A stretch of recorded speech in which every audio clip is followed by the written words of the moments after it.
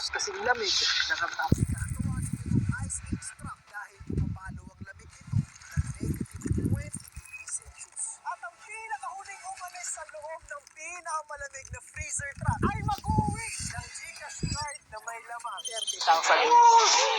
Boy, bigyan mo na sa akin yan. Hindi lang to yun ha, there's more. Kung gusto nyo ng mas malaki yung mauwi nyo sa bahay nyo, ipanalo nyo yung mga pagsubok.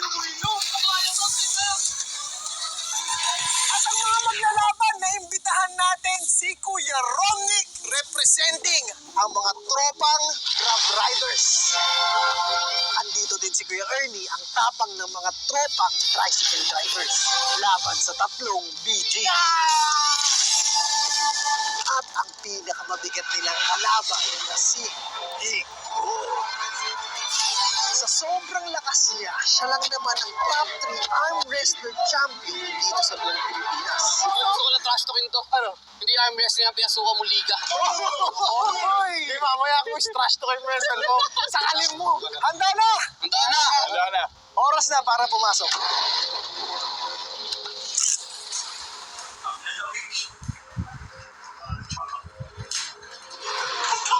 Hoy! Margarita! Sa oras na to, nasa loob na sila ng pinakamalamig na freezer truck. Ngayon oras na para isarali. Ang oras natin ngayon ay alas 7 ng gabi. Ang oras na para sa pagsubok. Sa unang 10 minuto, naramdaman agad nila ang lamig. Kaya ang ginawa nila, Bossing! Maniwala ka sa hindi. Nagsisiga kami ng campfire. Ayun, may apoy.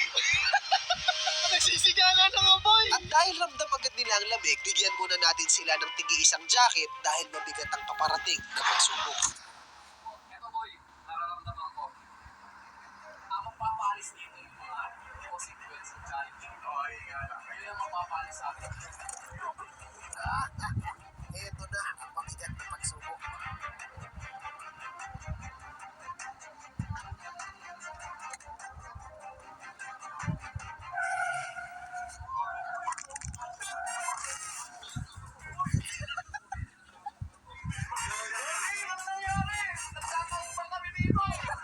Welcome sa unang pagsubok. Sit back and relax and enjoy the ride. Hoy, kala mo nahirapan kami dito, nag-enjoy kami. Mag-enjoy sila, nag-enjoy. Tignan natin kung dito mag-enjoy kayo. Hindi kompleto ang samahan kung walang kasamang bumbat. Kaya bumili ako ng napakadaming ice cream na kailangan nila ubusin. Para sa pangalawang pagsubok, binilan ko kayo ng pagkain. Baka naman ice cream yan ha? Unang makakaubos ng ice cream na yan ay makakatanggap ng 3 piso. Pinakahuling makaubos ng ice cream ay malalaglag. Kasalukuyang kumakain sila ng ice cream sa loob ng freezer truck. Sa sobrang competitive, talagang kinabay na ni Kuya Ernie at Big Boy yung ice cream nila at nagulat kami nung biglang ubos na pala. Ernie, congratulations! Wow! Congratulations! At ang pinakahuling nakaubos ay walang iba kundi Tony! Kaya ka na!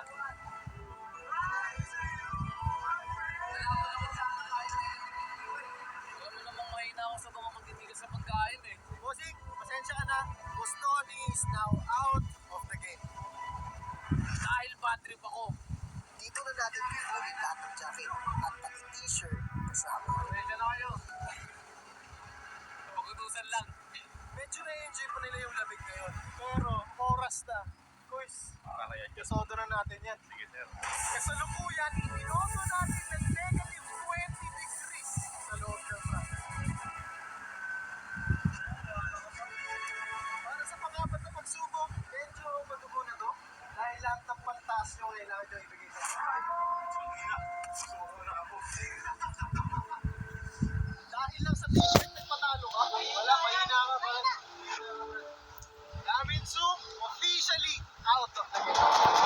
Ito ang dapat na plano namin ng BG. Si Boss Tony at si Argon dapat ang kailangan matira dapat. Pero walang ipin nga si Boss. Ang talo si Boss. Masyado lang talagang matigas at hindi pasok sa challenge yung yung round na yun eh. Pero kung patagalan lang, kaya kong umabot hanggang sa pinakamalamig na sagad. Nakita kong pinakamatibay doon. si Big Boy. Argon, ako pang bato ko si Argon kasi syempre BG represent. Kaya dapat Argon manalo ka, big boy. Big Boy, kaya mo yan. Naniniwala ako na ikaw ang mananalo. At kasalukuyang 4 na players na lang ang natitira. Si Argon, Kuya Romnick, Kuya Ernie, at si Big Boy. Sino ang mag-uwi ng Gcash card na may lamang 30,000 pesos? Yan ang malalaman nyo mamaya.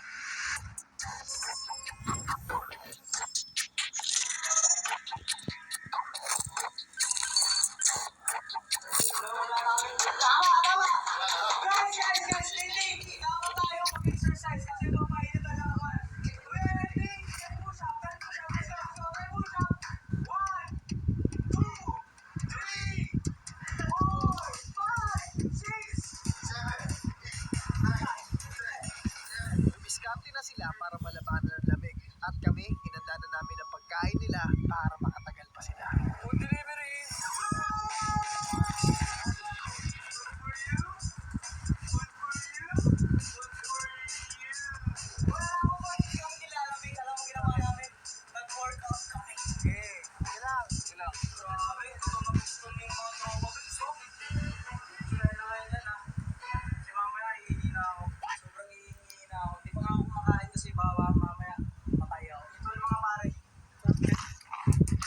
Tatlong oras na ang nakalipas, pero wala pa din gusto sumuko. Kaya eto na ang mas mabigat na pagsubok.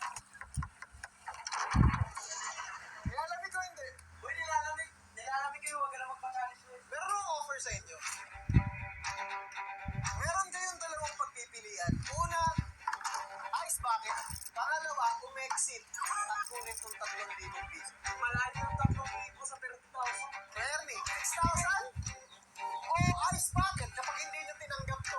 Kaya hindi kunin mo na yan. Kunin mo kasi naka-6 ka na. So meron ka pang pasada bukas. So makapagpahinga ka na. Makapagpahinga na rin ako.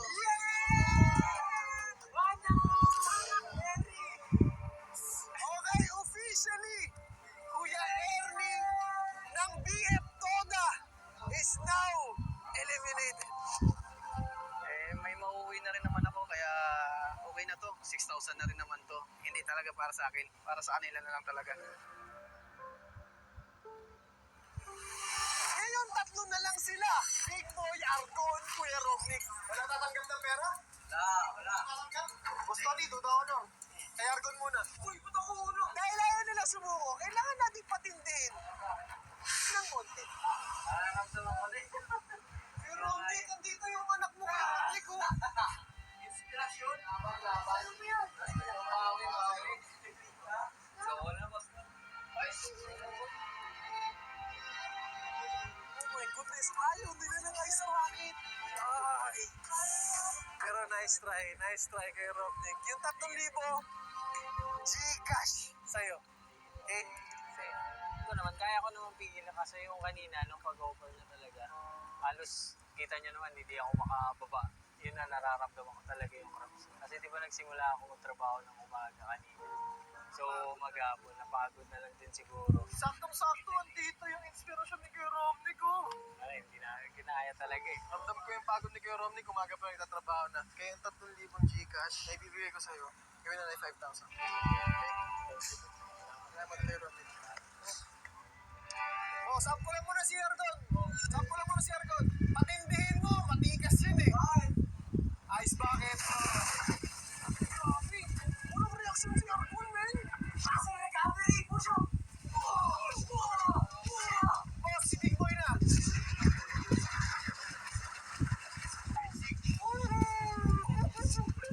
nakahanap ka ng katawan. At nandito na tayo sa championship round. Big Boy versus Argon. Sino mag-uwi ng 30,000 Gcash? My grade is steady. So, ito mga nag-ice cream ko, sorry. Ito yung hihiya natin. Ito kasi hihiya.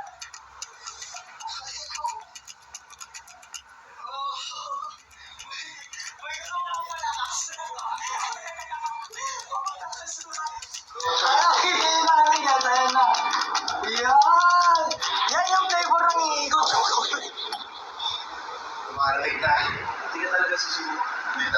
akong subukan.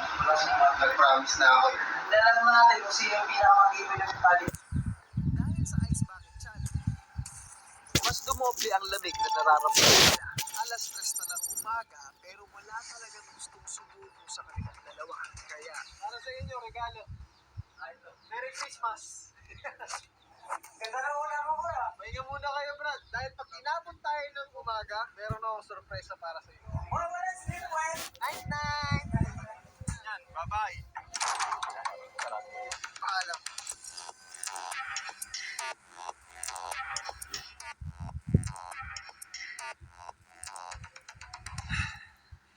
Hindi ko lubos akalain na aabot tayo sa ganitong oras. Kaya ngayon, dahil sobrang naaawa na ako sa dalawang kampiyon natin, oras na para palabasin sila.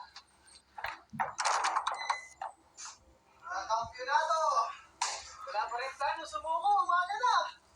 Pero matibay. Dahil walang gustong sumuko sa kanila, sige, bumaba na ngayon. Ay, thank you, Lord. Thank you, Lord. Ay, thank you. Thank you, thank you. Sarap sa feeling. Wala. Lalagay ko muna to. Sige na, mag-t-shirt muna kayo, Brad. Ngayon, dahil parehas silang may winning mentality, pupunta na tayo sa tinatawag nilang bluff game. meron tayong dalawang briefcase. Isa na naglalaman ng 30,000 Gcash card at isa na bokya. Isang player ang may chance ang silipin kung anong laman ng briefcase niya at isa naman ang may chance ang i-keep o nakawin ang briefcase ng kalaban niya.